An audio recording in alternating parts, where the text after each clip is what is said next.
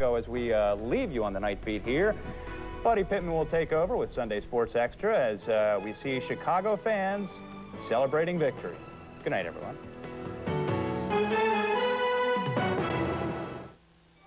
It was a very grim story for us. Our plant was closing. Going to lose 88 jobs. The local manager of the Walmart store gave me an appointment. He says, those Walmart commercials, is that for real? The Made in USA program gets a commitment, and I did everything I could to make it happen. Jim called me up. He says, I got a truck rolling in my back door. We got orders going out. Well, I'm glad we helped them out.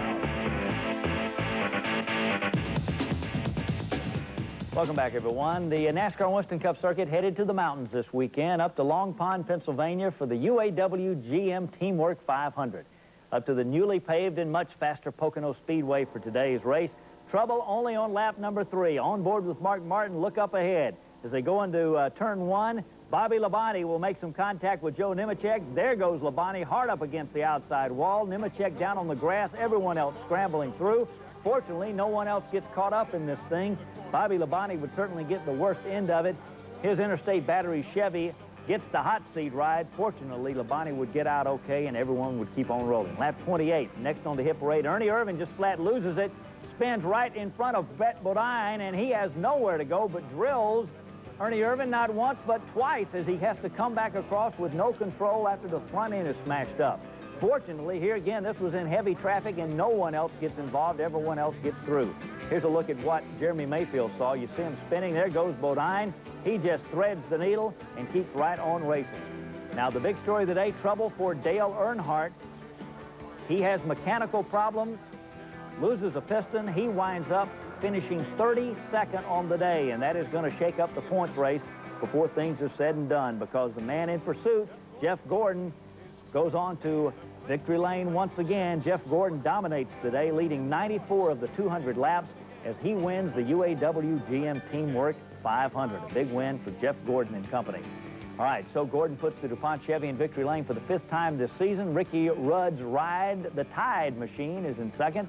Jeff Bodine puts the QVC Ford in 3rd. Mark Martin and the Valvoline Ford in 4th, with Bobby Hamilton guiding the STP Pontiac into a 5th place finish. Morgan Shepherd rolls his Remington ride into 6th. Terry Labonte in the Kellogg Chevy was 7th. Jimmy Spencer in the Smokin' Joe's Ford 8th, with Jeff Burton 9th, and Todd Bodine filling in for Bill Elliott in the McDonald's Ford, rounding out the top 10. As far as the Winston Cup points race, certainly tightening things up after today's outing at Pocono. Dale Earnhardt's 32nd place finish keeps him on top, but his lead over Terry Labonte is narrowed now to only 52 points. Jeff Gordon's win today closes him to within 64 points of Earnhardt. Dale Jarrett is a distant 4th, 233 points back, with Ricky Rudd rounding out the top 5. He's 244 points off the pace. Now, next weekend, the NASCAR Winston Cup circuit heads to Michigan for the Miller 400. The 24 Hours of Le Mans is now in the record books, but unfortunately, it would not be a record-setting effort for Altamont Springs driver Wayne Taylor. Wayne's quest for the Triple Crown ended about 12 hours into the race when the Riley and Scott Olds went out of the race with gearbox problems. The team had already won the Rolex 24 at Daytona and the 12 Hours of Sebring, but the bid for the hat trick never materialized due to those gearbox problems. An American, however, did take part in the winning effort. Davy Jones teamed up with German's Manuel Reuter and Austrian Alexander Wurz to win the 24 Hours of Le Mans in a Porsche. Mario Andretti, by the way, seeking the only major international title that he has yet to win, wound up finishing 13th. On the Formula One circuit this weekend, the action was up at Montreal for the Canadian Grand Prix. The standing start in Montreal with the Williams-Renault teammates Damon Hill and Jacques Villeneuve leading from the front row as they scramble down into that tight hairpin turn at the beginning. Trouble here, Mika Hakkinen tries to spin his way through the turn. He clears everyone else and is okay after doing the 180. Then Yuko Kakiyakama doesn't come off quite as well. He makes contact, winds up losing the rear end of his car, sliding out on the pebbles, but he would be okay as well. F1 leader Michael Schumacher, the points leader, look at the parts just flying out from under his car as he exits the pit. He would have had a tough afternoon. Never was a factor. Clean sailing for Damon Hill. He has won 5 of 8 races this year. He led all 69 laps to win the Canadian Grand Prix. Jacques Villeneuve, his teammate, was 2nd, with Jean-Elise 3rd. And, of course, once you get all of the cheering and all of the hand-waving on the Formula One circuit. What comes next but the champagne? It's time to celebrate as the teammates, the William Renault teammates, Damon Hill and Jacques Villeneuve, showering each other in victory lane. All right, the NHRA Pontiac Excitement Nationals were rained out last weekend up in Columbus, Ohio, so the finals were rescheduled for yesterday at the National Trail Raceway in Columbus. Here's how the finals turned out. In the Superbikes, Dave Schultz of Fort Myers running his way along over Matt Hines on the Sunoco Suzuki. A run of 7.564 seconds, 178.18 miles per hour for Dave Schultz.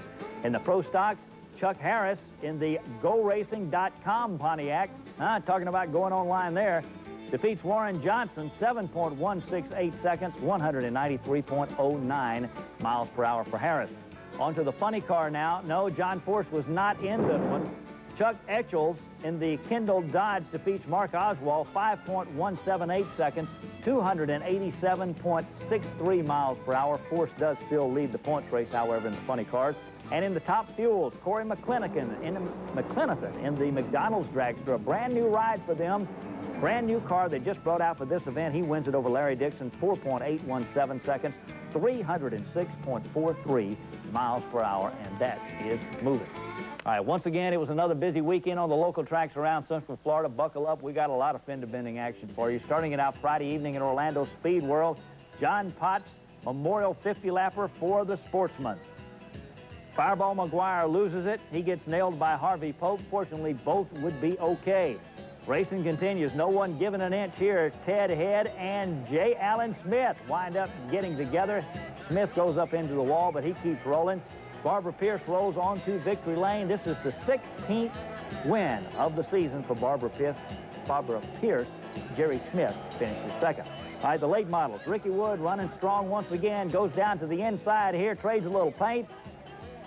He is able to move on and take control in turn number one to move into the lead, but right behind him, R.J. Romano and Bruce Everett wind up making contact and tasting a little of the wall. For the second week in a row, though, it would be more trouble. Kevin Lawrence and Tony Ponder tangling as they go sliding down the back stretch at Speed World. A lot of smoke, but both would be okay.